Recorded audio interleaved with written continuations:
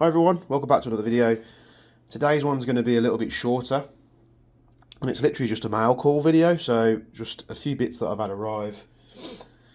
I'll cover them and then we'll see what's coming up in other videos. So I had a load of MWS bits from WGC in Hong Kong.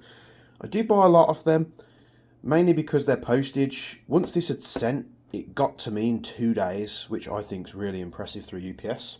So we've got some bits.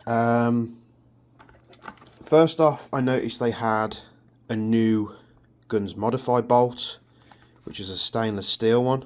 So stainless CNC lightweight bolt carrier. I didn't even know it had salient markings on it. I just bought it because it was gold and it was new, and I was like, oh, I want to test that part.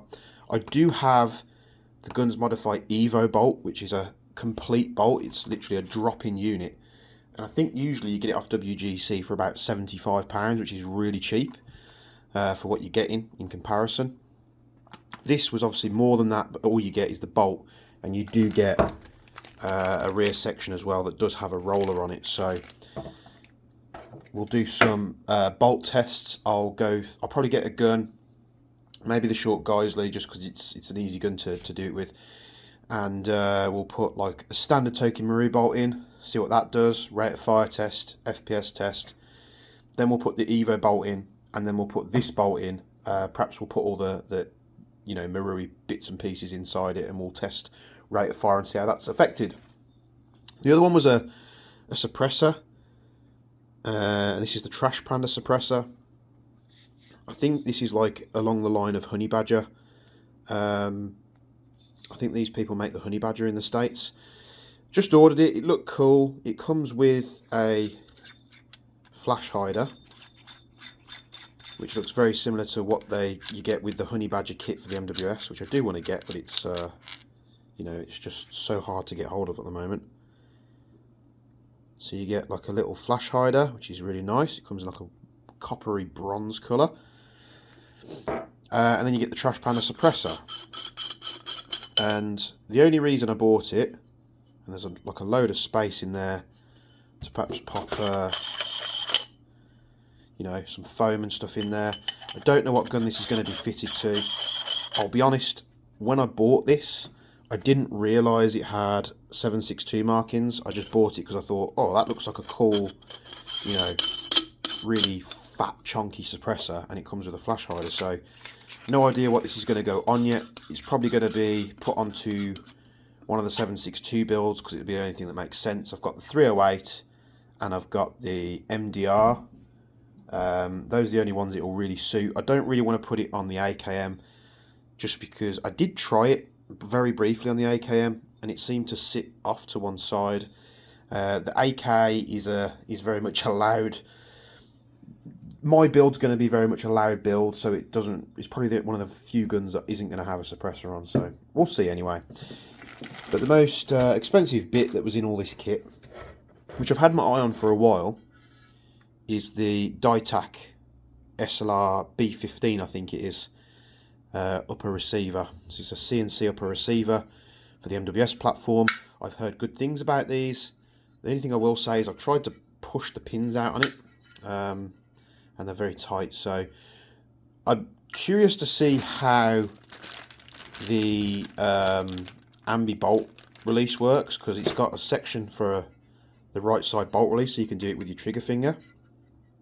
So this is very cool. It's so light, it's incredibly light. Perhaps what we'll do is when we fit it, we'll compare it to a normal MWS receiver and we'll see how much weight's saved. But I mean, just look at this thing. It's absolutely beautiful. It would be nice if the trigger packs go in here a little smoother than the MWS's, like hitting them out with a sledgehammer, but we'll see. There's various other bits that come with it. It also gives you like an ambi selector, which is cool. These aren't cheap. They're advertised on WGC for about £290, and obviously you'll have to put your postage and your import taxes on that as well. I did have a discussion with them to say, can we sort of declare this as a what do you call it, a gift, or not a gift, like a production sample or something like that, because it's being used for videos. They said they would, and then they didn't. So it ended up costing me a bit more. As well as all this stuff, I also noticed they had AKM mags in stock. So I'm not showing them on the thing because they're in the box, but I managed to get some more AKM mags. That gives me a total of 6. So now the gun can be very much used in games. I'll run 6 mags. We'll probably put the receiver onto my short Geisley, mainly because that new SLR receiver will no way suit the M733. The Geisley build has a receiver that's coloured and with Geisley markings on. The Mark 18, I don't think this would suit because it's a bit more modern compared to what Mark 18s had. So that's got Colt receivers on it, much like this one. So I'll leave the Mark 18. So the only other MWS left to fit it to would be this one. And we could literally fit it on this rifle. I do want to recoat the rail because it's come out slightly glossier than I wanted it to. So that'll be redone to closely match the Magpul parts. We could just fit the receiver in and leave it like this. It probably look very cool. It does look cool. Or the other idea was to sort of take it, find a PDW stock, perhaps like something like a real one we can convert to fit. Put a nice PDW stock on there, and then perhaps shorten the front end even more and just have like a really short MWS, because all the MWSs are long. This is short, it's like a 6-7 inch barrel. I don't think the guys who make the real Mark IVs in this length. This was something that I found while perusing AliExpress. I found it really cheap and I was like, you know, I'll buy that. And then it just so happened it went on the rifle perfectly. And it's been quite a solid rail. I think it cost me like $30 off AliExpress. So that's a nice find. But, you know, perhaps we'll have to find a nicer rail to put on it. Who knows? Let me know down in the comments below what you think I should do. But, God, that receiver looks so good.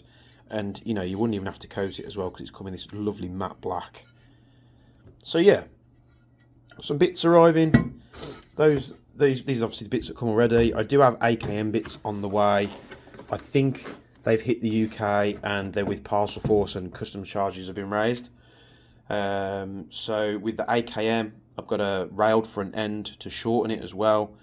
I've got the stock adapters for the AKM, so I can run like a Picatinny style folding stock if I wanted to, or I can run like an M4 stock, which is, you know, a lot of you probably out there are going to say, oh, don't put an M4 stock on an AK.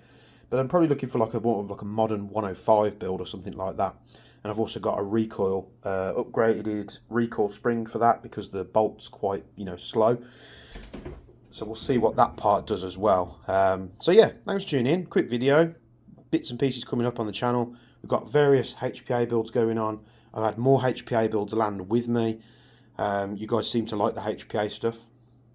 And we're doing a lot of rifles. So I have got some revolvers to do, obviously. But we're doing a lot of rifles, and I thought, well, perhaps we should do some more pistol stuff. So let me know down in the comments below what pistol build we should do next. And we'll go from there and see what we can do. So see you in the next one, guys. Have a great day.